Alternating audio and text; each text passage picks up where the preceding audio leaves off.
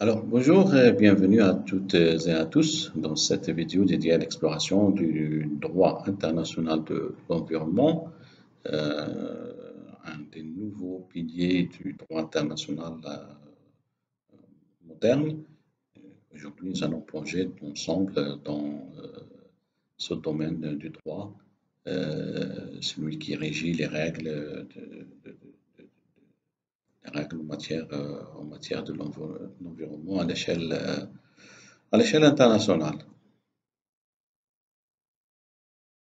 Alors, disons-le, le droit international de l'environnement, c'est une branche du droit international qui a gagné en importance au cours des dernières décennies en réponse en réponse à une prise de conscience croissante des dangers menaçant l'environnement à l'échelle mondiale.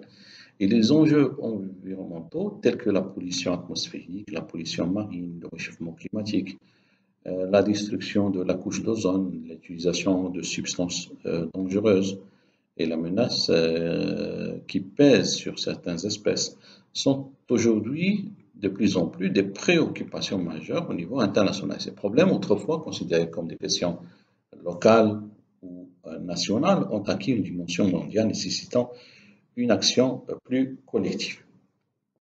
Parmi les défis environnementaux les plus préoccupants figure la pollution atmosphérique, bien entendu.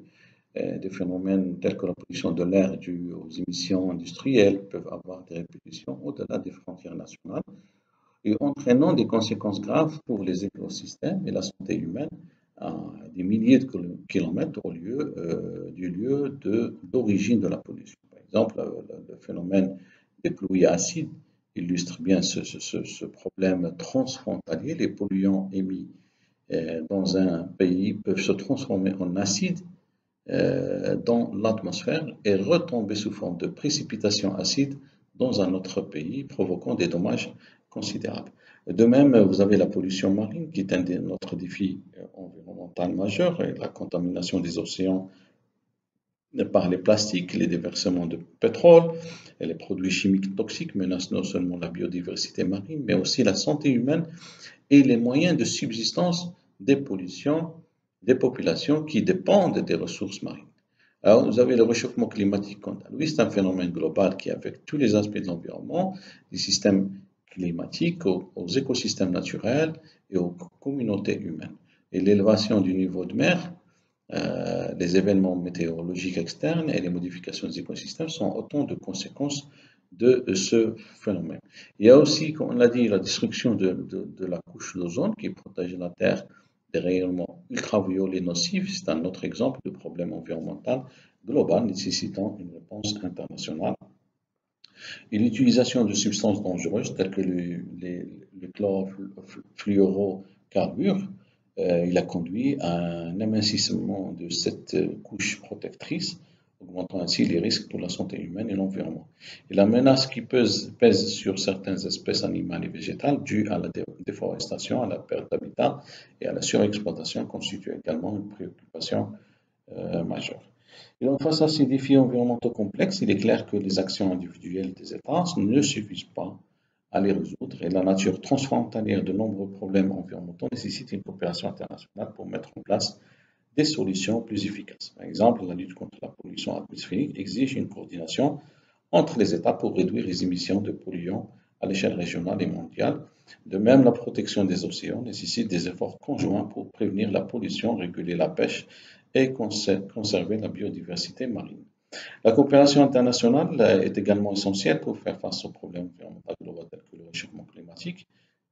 Les accords internationaux tels que les accords de Paris sur le climat illustrent l'importance de l'engagement collectif des États pour limiter les émissions de gaz à effet de serre et atténuer un petit peu les effets du changement climatique. Et la gestion des substances dangereuses comme le CFC ou le chlorofluorocarbures nécessite également une approche concertée, comme en témoigne le protocole de Montréal qui a réussi à réduire considérablement l'utilisation de ces substances nocives pour la couche d'ozone. Il est également important de noter que certains problèmes environnementaux, comme la dégradation de la biodiversité, ne peuvent être résolus que par une action collective. Et la perte d'espèces n'est pas seulement une préoccupation locale, car elle a des implications pour la résilience des écosystèmes à l'échelle mondiale et la conservation de la biodiversité et la protection des espèces menacées et la gestion durable des ressources naturelles nécessitent une collaboration internationale pour garantir que les mesures prises par un État ne compromettent pas les efforts déployés par d'autres. Et donc, en conclusion, donc, le droit international de l'environnement va s'efforcer un petit peu de répondre à ces défis globaux par la mise en place de mécanismes de coopération et de gouvernance mondiale. L'interdépendance des États en matière environnementale souligne la nécessité de cette action collective pour protéger notre planète. Les efforts pour lutter contre la pollution, protéger la biodiversité, prévenir le réchauffement et gérer les substances dangereuses doivent être menés de manière concertée, coordonnée et de manière solidaire. Et le succès de ces initiatives dépendra de l'engagement des États à respecter les normes internationales et à collaborer pour relever les défis environnementaux de notre temps. Alors, le droit international de l'environnement, il a évolué considérablement au cours des dernières décennies, passant d'un cadre axé principalement sur la responsabilité classique des États à une approche beaucoup plus collaborative basée sur la coopération internationale. Et cette transition conceptuelle reflète la reconnaissance croissante des défis environnementaux globaux qui dépassent les frontières nationales et nécessitent la réponse collective.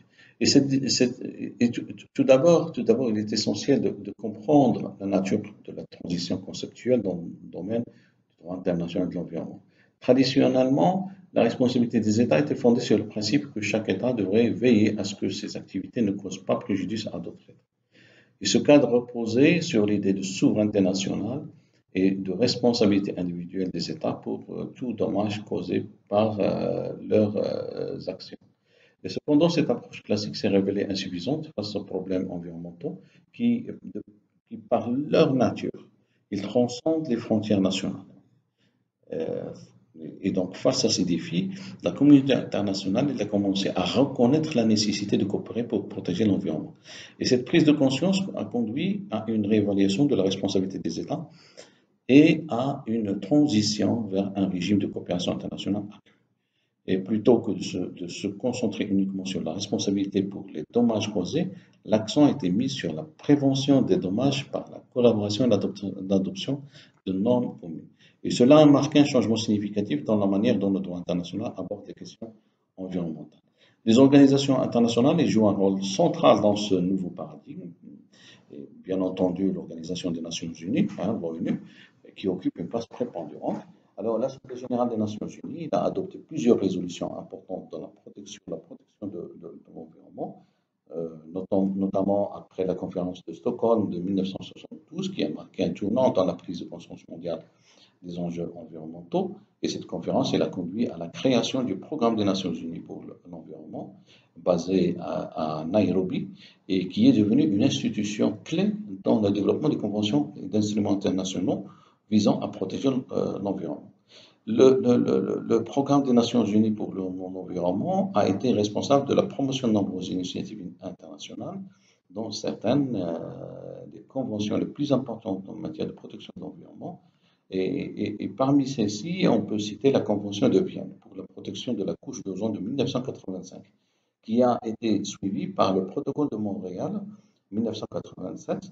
Ces accords ont permis de réduire considérablement l'utilisation des CFC, des chlorofluorocarbone, des substances qui appauvrissent la couche d'ozone. Et la Convention aussi sur la diversité biologique de 1992, c'est un autre exemple d'une initiative clé qui a été soutenue par le Programme des Nations Unies pour l'environnement visant à protéger la variété des espèces sur la planète. Alors, outre le Programme des Nations Unies pour l'environnement, d'autres organes des Nations Unies ont également joué un rôle très important. Alors, par exemple, la Commission du développement durable, créée en 1992 par l'Assemblée générale de l'ONU, et le Conseil économique et social ECOSOC a été chargé de suivre les résultats de la Conférence des Nations Unies sur l'environnement et le développement de 1992, également connu sous le nom du Sommet de la Terre de Rio. Et cette commission, il a contribué à renforcer la coordination internationale en matière de développement durable. Alors, les mécanismes de supervision et de mise en œuvre dans le droit international de l'environnement comprennent la production de rapports, les inspections, l'adoption de normes à travers des conventions, des règlements et des directives. Et ces mécanismes sont essentiels pour assurer le respect des engagements pris par les États pour encourager une action collective cohérente. Par exemple, vous savez, en 1994, le Fonds pour l'environnement mondial a été transformé en un mécanisme permanent de financement pour soutenir l'ensemble des projets de protection de l'environnement mondial dans les pays en développement. Et ce fonds se concentre sur des problématiques clés telles que le changement climatique, la biodiversité, la pollution des eaux internationales et la destruction de la couche d'ozone. Alors, vous avez cette évolution vers une coopération internationale accrue et est également marquée par la reconnaissance croissante des droits de l'homme en tant qu'élément central des droits de l'environnement. Il a été soutenu que le droit à un environnement propre et sain pourrait être considéré comme un droit de l'homme fondamental. Bien que cette idée soit encore en développement, des documents clés comme la Déclaration de Stockholm 1972 ont déjà fait des références à ce concept. Par exemple, le préambule de la Déclaration de Stockholm souligne que l'homme a le droit fondamental à la liberté, à l'égalité, à des conditions de vie adéquates, dans un environnement de qualité tel qu'il puisse mener une vie de dignité et bien-être. Et de plus, l'article 24 de la Charte africaine des droits de l'homme et des peuples de 1981, il reconnaît le droit de tous les peuples à un environnement satisfaisant et favorable à leur développement. Donc, comme on vient de le préciser, le concept de droit à un environnement sain en tant que droit humain est un sujet de débat et d'évolution progressive dans le cadre du droit international. Et bien que ce droit ne soit pas encore universellement reconnu de manière explicite, le débat sur l'existence du droit humain, un environnement sain, trouve ses racines dans la prise de conscience croissante des effets de la dégradation environnementale sur la qualité de la vie humaine. Et on a vu que depuis les années 70, la communauté internationale a commencé à comprendre que les dommages environnementaux ne sont pas seulement une menace pour la nature, mais qu'ils ont également un impact direct sur la santé, la sécurité et le bien-être des populations. Et cela conduit à l'idée que la protection de l'environnement ne pouvait pas être dissociée de la protection des droits de l'homme. Et cette première référence, qui est la déclaration de Stockholm de 1972, comme on vient de le préciser, adoptée lors de la conférence des Nations Unies sur l'environnement humain, est considérée comme un point de départ pour le droit international de l'environnement. Le préambule, il a précisé, comme on l'a mentionné, que l'homme a le droit à un environnement de qualité tel qu'il puisse mener une vie de dignité et de bien-être. Et le principe de cette déclaration de Stockholm renforce cette idée. On a le droit fondamental à un environnement de qualité tel qu'il puisse mener cette vie. Alors, il a la responsabilité solennelle de protéger et d'améliorer l'environnement pour les générations présentes et les générations futures. Et cette reconnaissance implicite dans la déclaration de Stockholm, reconnaissance implicite du lien entre environnement sain et droits de l'homme a marqué ce tournant dans la manière dont les communautés internationales percevaient les questions environnementales. Cependant, malgré cette déclaration, la reconnaissance explicite d'un droit humain à un environnement sain, il a progressé lentement, très lentement dans le droit international. Et le pas important qui a été franchi par la Charte africaine des droits de l'homme et des peuples, dans l'article 24, comme on vient de le préciser. Un autre développement significatif a eu lieu en 1988. En 1988, avec l'adoption du protocole de San Salvador, protocole additionnel à la Convention américaine relative aux droits de l'homme, qui stipule dans l'article 11 que toute personne a droit à un environnement sain et que les États favorisent la protection, la préservation et l'amélioration de l'environnement. Ce texte, bien sûr, représente aussi une avancée importante en reconnaissant explicitement le droit à un environnement sain comme un droit humain individuelle dans le cadre du système interaméricain des droits de l'homme. Mais malgré ces avancées, il reste des défis à surmonter pour la reconnaissance universelle du droit à un environnement sain.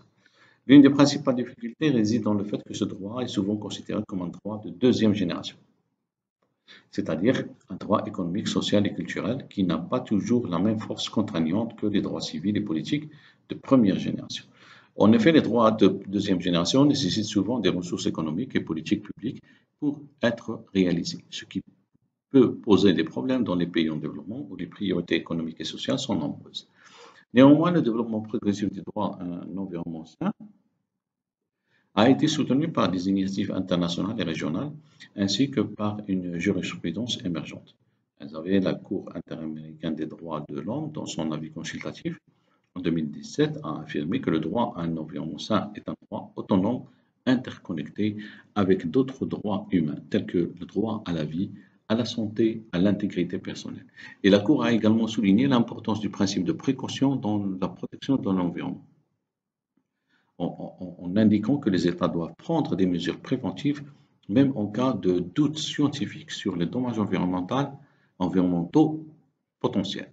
Et au niveau à l'échelle internationale, plusieurs traités et accords font écho déjà à la nécessité de protéger l'environnement pour garantir ces droits humains. La Convention d'Aarhus de 1998 assure l'accès à l'information, la participation du public au processus décisionnel et l'accès à la justice en matière d'environnement est un exemple notable. Cette convention établit un lien explicite entre les droits de l'homme et l'environnement en affirmant que la protection adéquate de l'environnement est essentielle au bien-être humain et à la jouissance des droits fondamentaux, y compris le droit à la vie lui-même. Et elle garantit aux citoyens le droit de participer aux décisions environnementales et d'avoir accès à la justice pour protéger leur environnement, en renforçant ainsi l'idée que des questions environnementales sont intrinsèquement liées aux droits de l'homme. Alors, il y a le rapport final de 1994 sur le droit de l'homme et l'environnement, soumis à la sous-commission de lutte contre les mesures discriminatoires et de la protection des minorités des Nations Unies. Elle a également contribué à l'évolution de la reconnaissance de ce droit. Et ce rapport proposait des principes directeurs affirmant que les droits de l'homme, un environnement écologiquement sain, le développement durable et la paix sont interdépendants et indivisibles, et que toutes les personnes ont droit à un environnement sûr, sain et écologiquement équilibré. Et ces principes, bien qu'ils ne soient pas juridiquement contraignants, ont renforcé la reconnaissance normative du lien entre les droits de l'homme et l'environnement au sein des discussions internationales. Alors, il est important aussi, enfin, de noter que le droit à un environnement sain continue de gagner en reconnaissance dans les forums internationaux. Et l'Assemblée générale des Nations Unies a adopté une résolution en 2022 affirmant que l'accès à un environnement propre, sain et durable est un droit humain universel. Bien que cette résolution ne soit pas juridiquement contraignante, elle représente un développement significatif dans la reconnaissance mondiale de ce droit et établit une base pour une action future dans le cadre du droit international des droits de l'homme et de l'environnement.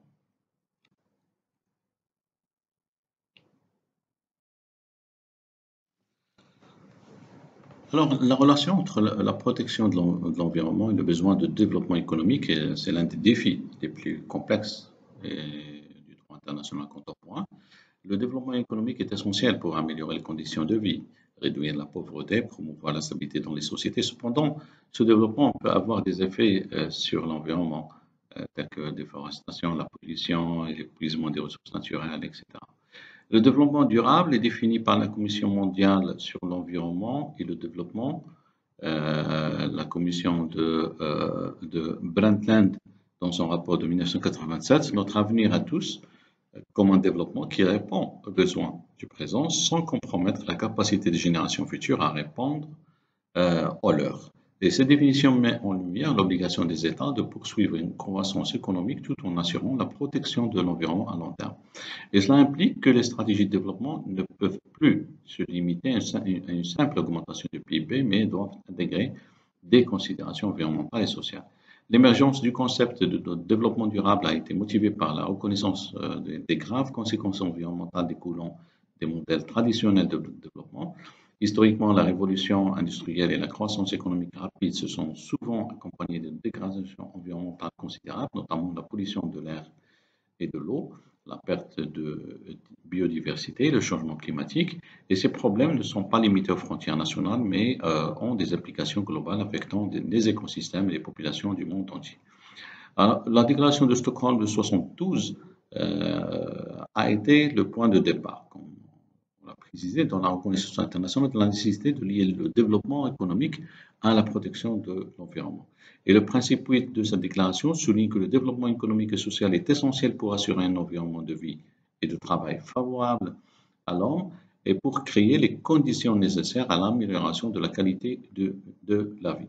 Et cependant, la déclaration reconnaît également que ce développement ne doit pas se faire au détriment de l'environnement et que les États ont la responsabilité de gérer leurs ressources de manière à prévenir les dommages environnementaux. Les pays en voie d'industrialisation, en particulier, ils sont confrontés à un dilemme. Comment promouvoir une croissance économique rapide tout en protégeant l'environnement fragile? Et ce défi est amplifié par le fait que ces pays disposent souvent de ressources limitées pour investir dans des technologies propres et des infrastructures durables. Et de plus, les pressions économiques et sociales telles que la nécessité de créer des emplois, de lutter contre la pauvreté, de répondre aux besoins de base, peuvent conduire à des priorités de développement qui négligent les considérations environnementales. Par exemple, la déforestation massive pour l'exploitation agricole ou pour l'extraction de ressources naturelles est courante dans de nombreux pays en développement, où la croissance économique à court terme est souvent privilégiée au détriment de la durabilité à long terme. Et la conférence des Nations Unies ou le sommet de la Terre qui s'est tenu à Rio de Janeiro en 1992 a marqué cette étape cruciale dans la promotion du développement durable à l'échelle mondiale. La déclaration de Rio sur l'environnement et le développement, adoptée lors de ce sommet, a énoncé certains 27 principes visant à guider les États dans l'élaboration de politiques de développement durable. Et le principe 2 réaffirme que le droit souverain des États à exploiter leurs propres ressources conformément à leur politique de développement, mais avec la responsabilité de garantir que ces activités ne causent pas de dommages à l'environnement d'autres États ou à des zones situées au-delà de leur juridiction nationale. Le principe 3 de la déclaration de Rio stipule que le droit au développement doit être exercé de manière à répondre de manière équitable aux besoins de développement et aux impératifs environnementaux des générations présentes et futures. Et cela introduit l'idée que le développement ne doit pas être poursuivi au détriment des générations futures, un concept fondamental du développement durable. Et par ailleurs, le principe 4 souligne que la protection de l'environnement doit faire partie intégrante du processus de développement et ne peut être considérée isolément de celui-ci. En d'autres termes, les politiques économiques et environnementales doivent être harmonisées pour parvenir à un développement durable. Les défis posés par la conciliation du développement économique et de la protection de l'environnement sont particulièrement prononcés dans les pays en développement. Ces pays qui doivent souvent choisir entre des stratégies de développement qui favorisent une croissance rapide, mais au prix de dégradation environnementale, des approches plus durables qui pourraient ralentir leur développement économique à court terme.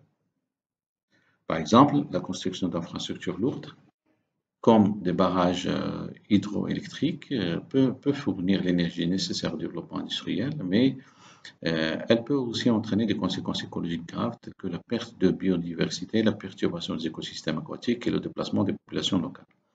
Le concept de développement durable exige donc que les États adoptent des politiques et des pratiques qui minimisent les impacts environnementaux négatifs tout en maximisant les bénéfices économiques et sociaux. Et cela implique l'intégration de considérations environnementales dans tous les aspects de la planification et de la prise de décision économique. Les évaluations, par exemple, de l'impact environnemental sont devenues un outil essentiel pour identifier et atténuer les effets environnementaux potentiels des projets de développement avant leur mise en œuvre.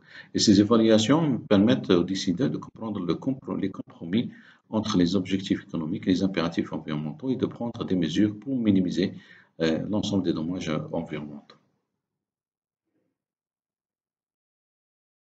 Là, on arrive à la responsabilité des États en matière d'environnement, ce qui est un principe fondamental du droit international. Donc, elle impose aux États l'obligation de s'assurer que leurs actions menées à l'intérieur de leurs frontières ou sous leur juridiction ne causent pas de dommages significatifs à l'environnement d'autres États ou de zones situées au-delà des limites de leur juridiction nationale. Le principe selon lequel des États ne doivent pas utiliser leur territoire de manière à causer des dommages à d'autres États a été formalisé dans plusieurs affaires et instruments juridiques internationaux. Cette obligation a été illustrée pour la première fois dans l'affaire, comme on a vu dans la dernière vidéo, Trail Smelter. Trail Smelter, et dans cette affaire 1938 et 41. Dans cette affaire, le tribunal arbitral a été saisi d'un différend entre le Canada et les États-Unis concernant la pollution atmosphérique causée par une fonderie de zinc située en Colombie-Britannique, au Canada, qui avait endommagé des propriétés de l'autre côté de la frontière, dans l'État de Washington.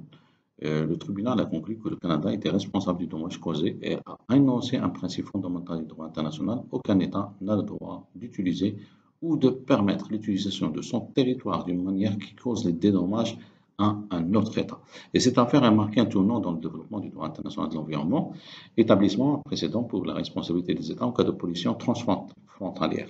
Et le principe énoncé dans l'affaire Trail Smelter a été depuis lors confirmé et étendu dans d'autres affaires et instruments internationaux. Et l'obligation de prévenir les dommages environnementaux causés à d'autres États est désormais considérée comme une règle coutumière du droit international. En plus de l'affaire Trail Smelter, d'autres affaires importantes ont contribué à façonner le cadre juridique et de la responsabilité des États en matière d'environnement. Il y a l'affaire Corfu, Chanel, 1949, qui est l'une des décisions les plus célèbres de la Cour internationale de justice qui a abordé la question de la responsabilité des États. Et dans cette affaire, la Cour a examiné un différend entre le Royaume-Uni et l'Albanie concernant le passage de navires britanniques dans le détroit de Corfou, où des mines avaient été posées, causant des dommages aux navires britanniques. Et la Cour a affirmé que l'Albanie avait l'obligation de ne pas permettre que son territoire soit utilisé à des fins qui causeraient des dommages à d'autres États. Et bien que cette affaire ne concernait pas spécifiquement l'environnement, elle a établi un principe général selon lequel les États ont l'obligation de ne pas permettre que le territoire soit utilisé pour des activités contraires aux droits d'autres États. Un autre jalon dans l'évolution de la responsabilité environnementale des États a été l'avis consultatif rendu par la CIG 96 sur la légalité de la menace ou de l'emploi d'armes nucléaires. Et dans cet avis, la Cour a reconnu que les États ont l'obligation de respecter l'environnement des autres États et des zones situées au-delà de leur juridiction nationale.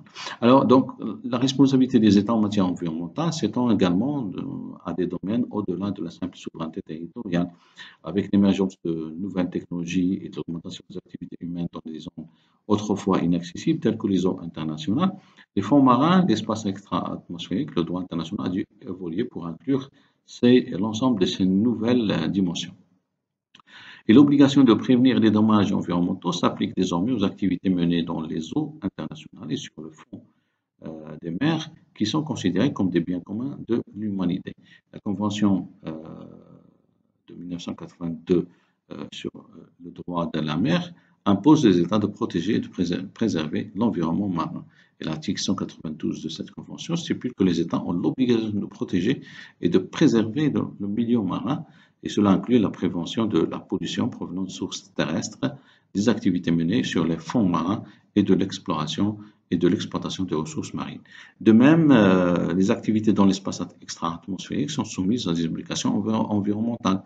Il y a le traité sur l'espace extra-atmosphérique de 1967 impose aux États de veiller à ce que leurs activités dans l'espace, y compris celles menées par des entités non gouvernementales, ne causent pas de dommages à la Terre, à la Lune ou à d'autres corps célestes. Et ce traité prévoit également des dispositions spécifiques pour éviter la contamination de l'espace et des corps célestes par des substances dangereuses. Et donc ces obligations reflètent un petit peu la reconnaissance croissante par la communauté internationale que l'environnement est un bien commun, nécessitant une protection globale. Et la prévention des dommages environnementaux dans ces domaines exige non seulement la coopération entre États, mais aussi une approche proactive de la gestion, l'ensemble de la gestion des risques de nature environnementale. Alors, toujours par rapport à la responsabilité des États en matière environnementale, deux principales approches qui se sont développées au fil du temps, qui sont la responsabilité stricte euh, ou objective et la responsabilité fondée sur la diligence raisonnable. Alors, la responsabilité stricte, c'est une approche qui impose à un État une responsabilité automatique pour tout dommage environnemental transfrontalier causé par ses activités, indépendamment de toute faute ou négligence. En d'autres termes, sous un régime de responsabilité stricte, un État pourrait être tenu responsable des dommages même s'il a pris toutes les précautions possibles pour les éviter. Et cette approche est particulièrement pertinente dans le contexte d'activités ultra hasardeuse, où les risques de dommages sont élevés et où il est difficile, voire impossible d'éliminer entièrement ces risques.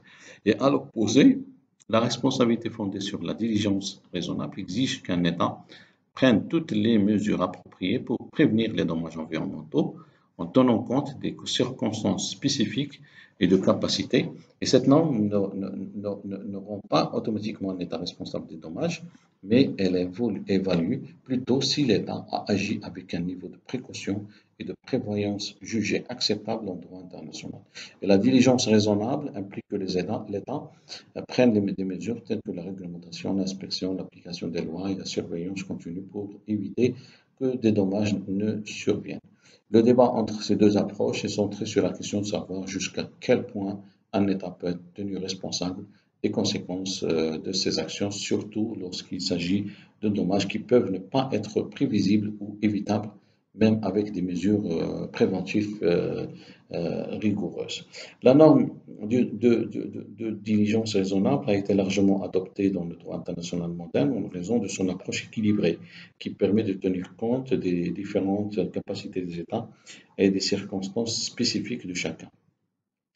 La diligence raisonnable, elle est fondée sur cette idée que les États doivent faire preuve de bonne gouvernance dans la gestion des risques environnementaux. Et l'un des avantages de la norme de diligence raisonnable est qu'elle est flexible et peut être adaptée à différents contextes. Un État, par exemple, un État développé avec des ressources techniques avancées pourrait être tenu à des normes de diligence plus élevées qu'un État en développement. Et la norme de diligence raisonnable est également étroitement liée au principe de prévention qui est un pilier du droit international de l'environnement. Et ce principe de prévention impose aux États de prévenir les dommages plutôt que de simplement les réparer après coup. Alors, vous avez l'application de la norme de diligence illustrée dans divers traités internationaux, parmi lesquels la Convention sur le droit de la mer, et particulièrement, qui est une application particulièrement notable. Alors, dans le droit aussi, il est souvent cité comme un modèle pour la manière dont la norme de diligence raisonnable peut être intégrée dans un cadre juridique international. L'article 194 de la norme de la Convention sur le droit de la mer stipule que les États doivent prendre toutes les mesures nécessaires pour prévenir, réduire et contrôler la pollution de l'environnement marin. Et cela inclut l'obligation d'utiliser les meilleurs moyens pratiques à leur disposition et de prendre en compte leurs capacités spécifiques. Et donc ici, la Convention ne rend pas automatiquement un État responsable de tout dommage causé à l'environnement marin, mais elle impose une obligation de diligence pour minimiser les risques. Et cette approche reconnaît les différences de capacité entre les États tout en insistant sur l'importance l'importance de la prévention. Alors, vous avez un autre exemple important, la Convention de la prévention des dommages transfrontaliers résultant d'activités dangereuses, adoptée en 2001 par la Commission du droit international. Et cette convention met l'accent sur la prévention des dommages avant qu'ils ne se produisent et impose aux États une obligation de diligence raisonnable. En plus, la norme de diligence raisonnable est également incorporée dans d'autres instruments juridiques tels que la Convention sur la diversité biologique de 1992, la Convention cadre des Nations Unies sur les changements climatiques de 1992 et la Convention de Bâle sur le contrôle des mouvements transfrontaliers de déchets dangereux et de leur élimination de 1989. L'ensemble de ces traités reflète un petit peu un consensus international croissant selon lequel la gestion proactive des risques environnementaux basée sur la diligence raisonnable et est devenu essentiel pour protéger l'environnement mondial. Comme on a précisé, la coopération internationale, c'est un élément fondamental du droit international de l'environnement, en particulier dans le contexte de la gestion des pollutions transfrontalières. Et avec l'interdépendance croissante entre les États et la nature globale des défis environnementaux, il est devenu clair que les problèmes de pollution ne peuvent être résolus de manière efficace qu'à travers une coopération concertée entre les nations. Alors, les défis environnementaux modernes, tels que le changement climatique, la pollution, etc., un État peut être à l'origine d'une pollution qui affecte un autre État, ou même plusieurs autres pays, mais la coopération entre les États, elle permet, qui est un élément au cœur des grandes déclarations et des conventions internationales, comme celle de la déclaration de Stockholm, déclaration de Rio 1992, ils ont jeté les bases du développement du droit international de l'environnement. Et la coopération entre les États permet de coordonner les efforts pour prévenir, réduire et contrôler l'ensemble des types de pollution. Et permet de faciliter un petit peu l'adoption de normes communes et la mise en place de mécanismes de surveillance et de compensation. De plus, la coopération internationale crée un cadre dans lequel les États peuvent négocier et conclure des accords bilatéraux et multilatéraux qui spécifient des obligations mutuelles en matière de protection de l'environnement. Et l'absence de coopération pourrait entraîner des tensions entre les États, en particulier lorsque les activités d'un pays causent des dommages très importants à l'environnement mondial. Et la coopération internationale permet donc de réduire ces tensions en offrant un moyen un petit peu de résoudre les différends de manière pacifique et en prévenant les conflits potentiels liés à l'environnement. Vous avez un certain nombre de principes qui ont été édictés que vous avez la déclaration de Stockholm, principe 21, qui stipule que les États ont le droit souverain d'exploiter leurs propres ressources selon leur propre politique environnementale et le devoir de s'assurer que les activités sous leur juridiction ou leur contrôle ne causent pas de dommages à l'environnement d'autres États et ou de régions situées au-delà des limites de la juridiction nationale.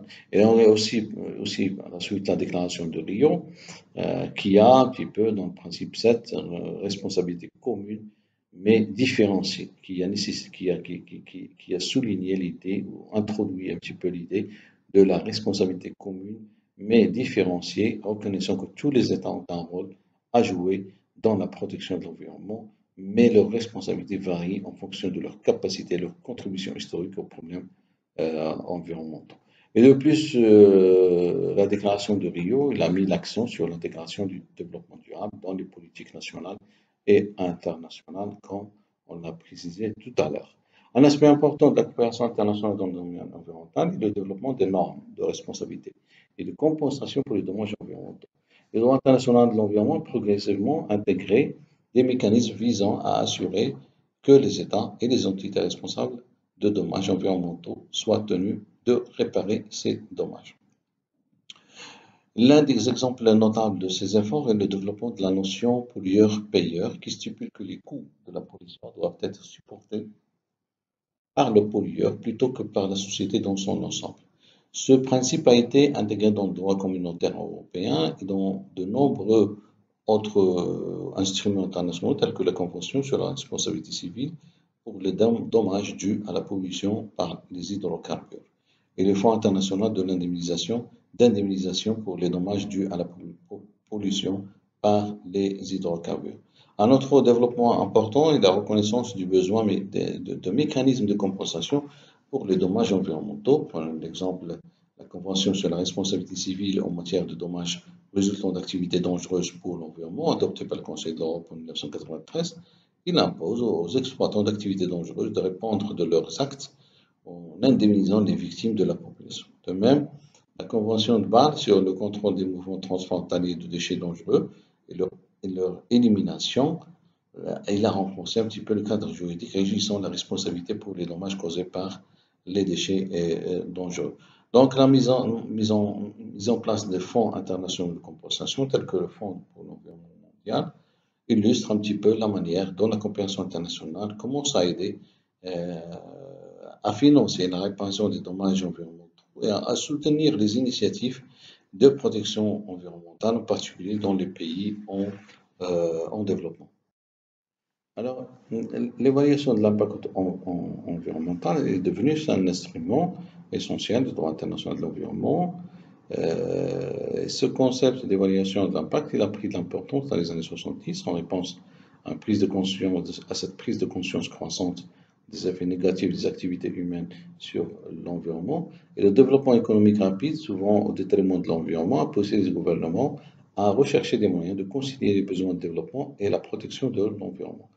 Et de là, le concept d'évaluation de l'impact environnemental s'est imposé comme une méthode systématique permettant d'évaluer les impacts environnementaux potentiels d'un projet avant que des décisions irréversibles ne soient prises. Et l'un des éléments clés de cette évaluation de l'impact environnemental est son approche préventive. Plutôt que de traiter les conséquences après qu'un dommage environnemental a été causé, l'évaluation vise à identifier les risques potentiels à l'avance et à proposer des mesures d'atténuation. Et cette approche est particulièrement importante dans le contexte de projets de grande envergure tels que les infrastructures, les projets énergétiques et les activités industrielles qui peuvent avoir des effets durables sur l'environnement. Dans international, l'évaluation est devenue un outil indispensable pour assurer la durabilité des projets transfrontaliers où les actions d'un État peuvent avoir des répercussions sur l'environnement d'un autre État. Et ce principe de prévention il a été reconnu par la Cour internationale de justice dans les affaires euh, telles que Pulp Mills on the River Uruguay, où la CIG a affirmé que les États ont l'obligation de mener des évaluations d'impact environnemental dans des contextes transfrontaliers avant de procéder à des activités susceptibles d'affecter l'environnement d'un autre État. Et deux instruments juridiques majeurs ont marqué le développement et la consultation des évaluations au niveau international, la directive du Conseil de l'Union européenne 1985 et la Convention de 1991 sur l'évaluation de l'impact environnemental dans un contexte transfrontière, aussi connu sous le nom de Convention d'Espoo. Le Conseil de la République, la directive 85 du Conseil de l'Europe, adoptée en 85, a été la première initiative législative à exiger une évaluation pour certains projets publics et privés susceptibles d'avoir des effets notables sur l'environnement. Et cette directive elle a établi un cadre juridique qui oblige les États membres à intégrer les évaluations environnementales dans le processus de la décision. La directive a depuis été modifiée plusieurs reprises pour refléter l'évolution des préoccupations environnementales et des meilleures pratiques en matière d'évaluation. Et s'applique à un large éventail de projets, allant des infrastructures de transport aux installations industrielles en passant par les exploitations minières. Alors, cette directive a non seulement renforcé la protection de l'environnement dans l'Union européenne, mais elle a également servi de modèle pour d'autres juridictions influençant la législation environnementale dans le monde entier. Et vous avez aussi la Convention d'Espoo, ou la Convention de 1991 sur l'évaluation de l'impact environnemental dans un contexte transfrontière, qui a été adoptée sous les auspices de la Commission économique pour l'Europe des Nations Unies, 1991, a été une étape déterminante dans l'internationalisation de ces évaluations. Et cette convention impose aux États de notifier et de consulter les États susceptibles d'être affectés par les projets ayant des impacts transfrontaliers importants avant que ces projets ne soient autorisés. Et la Convention d'Espoo se distingue par son accent sur la coopération internationale et le dialogue entre les États et exige que les États planificateurs informent les États potentiellement affectés et leur donnent la possibilité de participer au processus d'évaluation. Et cette approche proactive vise à prévenir les conflits environnementaux entre États en favorisant la coopération et la résolution des différends à un stade très précoce. au principe de précaution, qui est un concept fondamental, et qui guide les actions des États face aux menaces environnementales graves et irréversibles, même en l'absence de certitude scientifique complète. Et le principe de précaution, il est apparu en réponse à la reconnaissance croissante des dangers qui sont posés par les activités humaines, l'industrialisation rapide, l'utilisation intensive de produits chimiques, l'exploitation excessive des ressources naturelles, etc.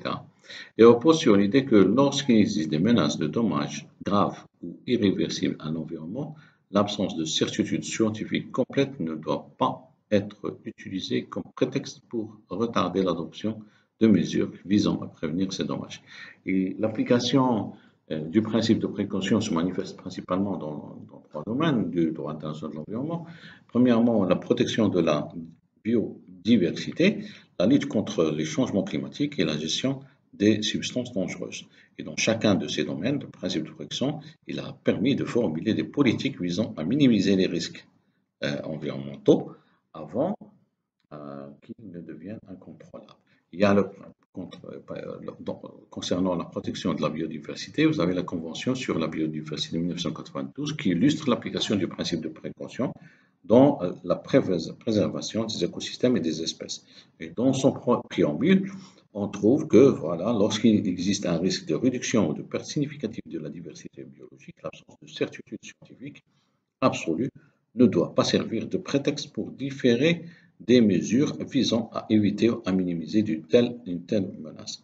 Vous avez, concernant la lutte contre l'échauffement, la lutte contre les changements climatiques, le principe de précaution est également au cœur dans la Convention cadre des Nations Unies sur le changement climatique de 1992 et aussi à l'accord de Paris 2015 qui ont adopté une approche précautionneuse face à l'incertitude scientifique liée à la complexité du climat mondial. Alors, il y a l'article 3 de la Convention des Nations Unies sur le changement climatique et dans son paragraphe 3 qui stipule que les parties doivent prendre des mesures de précaution pour anticiper, prévenir ou minimiser les causes des changements climatiques et en atténuant les effets néfastes. En d'autres termes, même si la science climatique continue d'évoluer, les États sont encouragés à agir maintenant pour répondre, pour réduire un petit peu les émissions de gaz à effet de serre et limiter leur impact futur. Dans la déclaration de Rio, qui constitue un petit peu un jalon essentiel dans l'institutionnalisation du principe de précaution au niveau international, il y a le principe 15 de cette déclaration qui affirme que, afin de protéger l'environnement, des mesures de précaution doivent être largement adoptées, appliquées par les États en fonction de leur capacité. Et là où il existe des menaces de dommages graves ou irréversibles, l'absence de certitude scientifique ne doit pas être utilisée comme un prétexte pour différer l'adoption de mesures effectives visant à prévenir la dégradation de l'environnement. Et la Convention sur la biodiversité de 1992 aussi, elle vise à conserver la biodiversité biologique et à utiliser durablement ses composantes et à partager équitablement les avantages découlant de l'exploitation des ressources génétiques. Il incorpore également le principe de précaution, puisqu'elle impose aux parties de développer des stratégies nationales pour la conservation et l'utilisation durable de la biodiversité en prenant des mesures de précaution lorsque les activités peuvent causer des dommages significatifs à l'environnement. Et la Convention sur les changements climatiques de 1992, elle a également souligné ce principe de précaution, en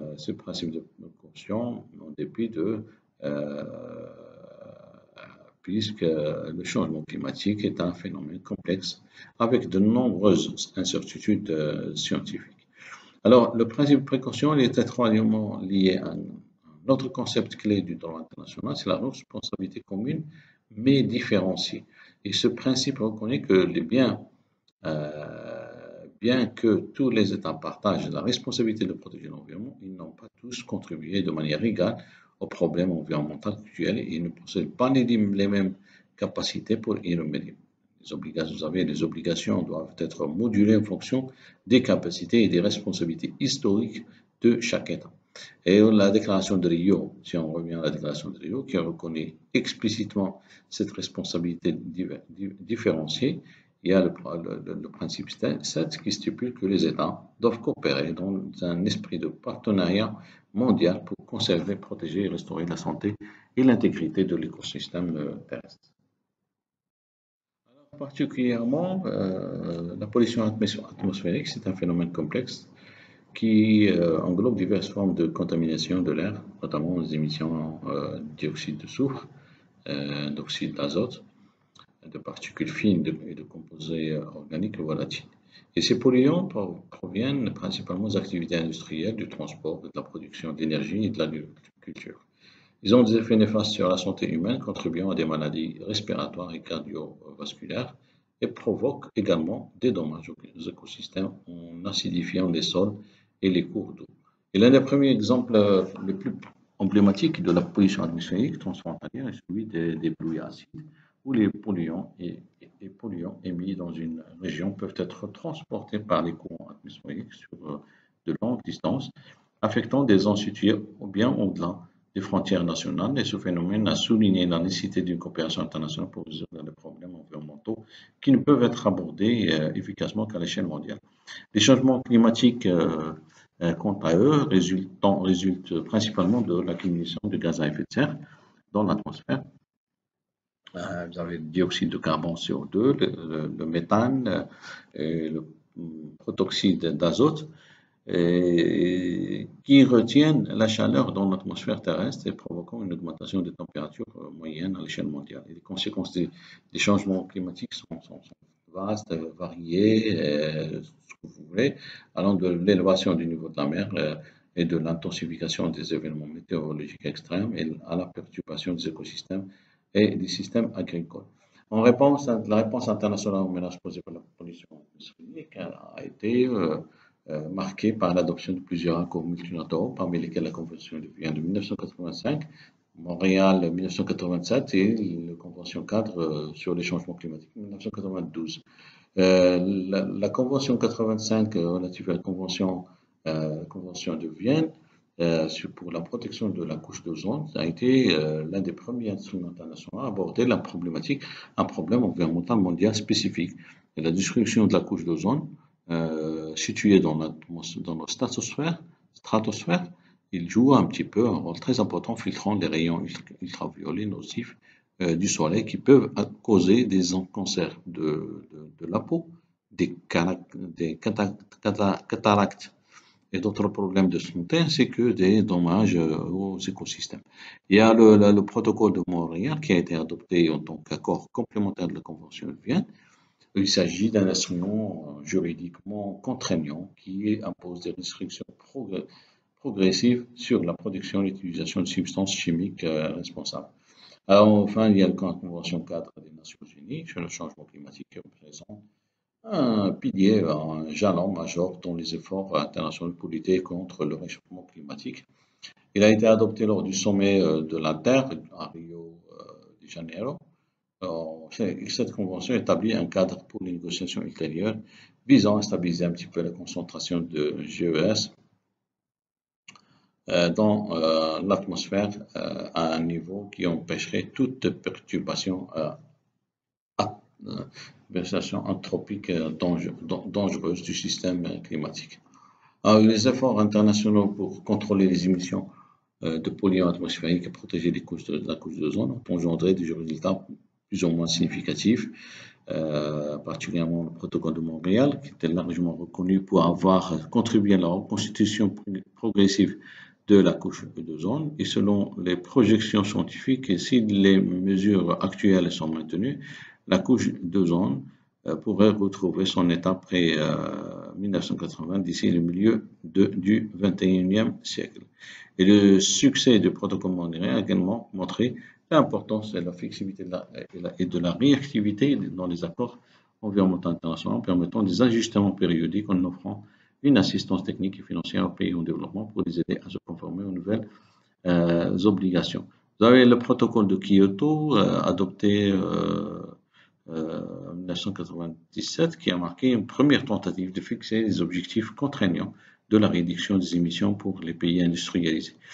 Aussi, le programme des Nations Unies qui a, on l'a dit tout à l'heure, joué un rôle central dans la coordination des efforts internationaux de lutte contre euh, la pollution atmosphérique. Et avec l'adoption de l'accord de Paris en 2015, la communauté internationale a renouvelé son engagement à limiter les réchauffements climatiques à un niveau bien au-dessus de 2 degrés Celsius par rapport au niveau de pré-industriel. En poursuivant les efforts pour le limiter à 1,5 degré, l'accord de Paris repose sur des contributions déterminées au niveau national que chaque pays s'engage à respecter, à renforcer au fil du temps.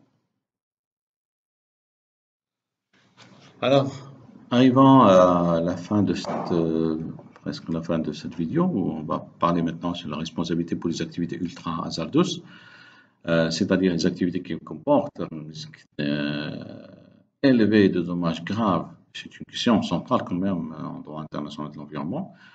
Le concept de responsabilité stricte en droit international de l'environnement est une reconnaissance du fait que certaines activités sont intrinsèquement dangereuses et que le dommage qu'elles peuvent causer justifie une approche de la responsabilité différente de celle adoptée pour les activités ordinaires. Et contrairement à l'expression fondée sur la faute, où une partie doit prouver qu'une autre partie a agi de manière négligente ou intentionnellement pour causer des dommages, la responsabilité stricte ne nécessite pas de prouver la faute et ce régime de responsabilité s'applique particulièrement aux activités qui impliquent un risque élevé de dommages graves et transfrontaliers. Et les activités ultra-hasardeuses sont souvent définies comme celles qui, en raison de leur nature même, comportent un risque significatif de causer des dommages graves, même lorsque toutes les précautions raisonnables sont prises. Et parmi les exemples les plus courants d'activités ultra-hasardeuses figure l'exploitation de l'énergie nucléaire et l'exploration spatiale. Ces activités sont menées en raison de leurs avantages potentiels, mais elles ont aussi reconnu pour les dangers qu'elles représentaient. Et le cadre juridique international, il a évolué pour imposer une certaine responsabilité stricte aux États et aux entités impliquées dans ce genre d'activités. Alors, vous avez parmi les activités, comme on l'a dit, il y a l'énergie nucléaire, c'est un domaine où la notion de responsabilité stricte s'est établie solidement en raison des risques liés à la manipulation de matières radioactives. Les centrales nucléaires, bien qu'elles fournissent une source importante d'énergie à faible émission de carbone, sont également des installations où une défaillance peut entraîner des catastrophes environnementales et sanitaires de grande envergure. L'accident Tchernobyl 1986, il a mis en lumière ce genre de danger. Et les retombées radioactives de cet accident ont affecté plusieurs pays européens, soulignant la nature transfrontalière des risques associés à l'énergie nucléaire. En réponse, le droit international a renforcé les régimes de responsabilité pour s'assurer que les victimes de tels incidents reçoivent l'indemnisation adéquate et que des mesures de sécurité strictes soient respectées. Et des conventions internationales comme la Convention de Vienne sur la responsabilité civile en matière de dommages nucléaires de 1963 et la Convention de Paris de 1960 ont établi des régimes de responsabilité stricts pour les opérateurs de centrales nucléaires. Et ces conventions obligent les exploitants à fournir une garantie financière suffisante pour couvrir les dommages potentiels, garantissant ainsi que les victimes puissent être indemnisées en cas d'accident. De plus, ces conventions limitent un petit peu souvent la responsabilité financière des exploitants. L'État prenant en charge les montants excédant cette limite, ce qui illustre la reconnaissance de la nature exceptionnelle des risques nucléaires. Il y a aussi l'exploration spatiale, qui est une catégorie d'activité où la responsabilité stricte s'applique. Il y a le traité d'espace 1967 et la Convention sur la responsabilité internationale pour les dommages causés par des objets spatiaux en 1972, qui ont établi les bases juridiques de cette responsabilité et imposent aux États une responsabilité stricte encore pour les dommages causés par leurs objets spatiaux, qu'ils se produisent sur Terre ou dans l'espace. Et par exemple, un satellite dans un pays qui s'écrase dans un autre pays, le pays propriétaire du satellite est responsable des dommages indépendamment des circonstances de l'incident. L'exploration spatiale, bien qu'elle représente un potentiel immense pour le progrès scientifique et technologique, comporte des risques très très importants. Et les débris spatiaux, par exemple, représentent une menace croissante pour les satellites et les autres objets en orbite, ainsi que pour les missions spatiales habitées. Et la responsabilité stricte garantit que les États et les entreprises privées participant à l'exploration spatiale sont incités qui participent à cette exploration spatiale sont incités à minimiser les risques et à prendre des mesures pour éviter les dommages l'ensemble des dommages. Alors, la responsabilité stricte pour les activités hasardeuses comme l'énergie nucléaire, l'exploitation, il est très important pour assurer que ces risques graves sont gérés de manière adéquate et que les victimes soient indemnisées de par le droit international. Le droit international de l'environnement, il a connu des avancées significatives au cours des dernières décennies, répondant à cette urgence croissante des menaces environnementales mondiales. Et ces progrès sont le résultat d'une prise de conscience généralisée de la fragilité de notre planète et de la reconnaissance de la nécessité d'une réponse plutôt collective qu'individuelle. Et le développement des conventions internationales, telles que la Convention cadre des Nations Unies sur le changement climatique et la Convention sur la diversité biologique, témoignent un petit peu cette volonté internationale de faire face à l'ensemble de ces défis complexes. Et les concepts comme le principe de précaution, le développement durable, le pollueur-payeur, sont devenus des pierres angulaires du droit international de l'environnement, guidant un certain nombre d'actions des États et des organisations pour la protection de l'environnement. Et malgré ces avancées, le chemin reste semé d'embûches. Donc, les défis actuels posés au droit international sont nombreux et variés. L'un des défis les plus pressants, la mise en œuvre effective des accords internationaux. Et si de nombreux traités ont été signés, leur application reste souvent inégale et les mécanismes de suivi et de contrôle ne sont pas toujours suffisants pour garantir que les États respectent un petit peu leurs obligations. La gestion des ressources naturelles partagées constitue un autre défi majeur. Les ressources telles que l'eau, l'air et la biodiversité ne connaissent pas de frontières et nécessitent une coopération transfrontalière. Notre aspect critique du droit international de l'environnement, la protection des générations futures. Les décisions prises aujourd'hui auront des conséquences durables sur l'environnement pour les décennies, voire les siècles à venir. Et la protection des générations futures implique également de repenser nos modèles économiques, de promouvoir des modes de production et de consommation plus durables. Et pour relever ces défis, la coopération internationale renforcée est devenue indispensable. Et notre adaptation aux impacts des changements climatiques, c'est un autre domaine où la coopération est nécessaire, où les pays les plus vulnérables, souvent les moins responsables des émissions de gaz à effet de serre, sont également ceux qui souffrent le plus des conséquences des changements climatiques. En outre, cette coopération internationale doit également s'étendre à la gouvernance des biens communs mondiaux, tels que les océans, l'atmosphère, l'espace atmosphérique, et le rôle des organisations internationales dans la promotion de la coopération environnementale ne peut, dans ce sens, être sous-estimé.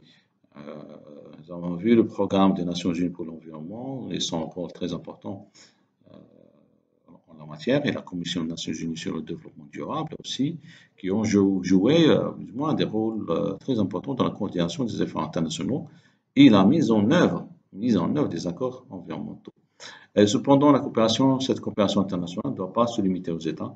Il y a des acteurs non étatiques aussi, il y a aussi des ONG, des entreprises, des communautés locales, ont tous des rôles à jouer dans ces défis environnementaux. Et donc, en conclusion, bien qu'il y ait certainement des progrès significatifs qui ont été réalisés en matière de droit international de l'environnement, mais les défis restent à venir sont très importants. Alors, le succès dépend de la capacité de la communauté internationale à renforcer un petit peu la coopération, à faire preuve de solidarité et à adopter une approche holistique et intégrée du développement durable. Merci pour votre attention et je vous souhaite bonne continuation avec les prochaines vidéos du droit international.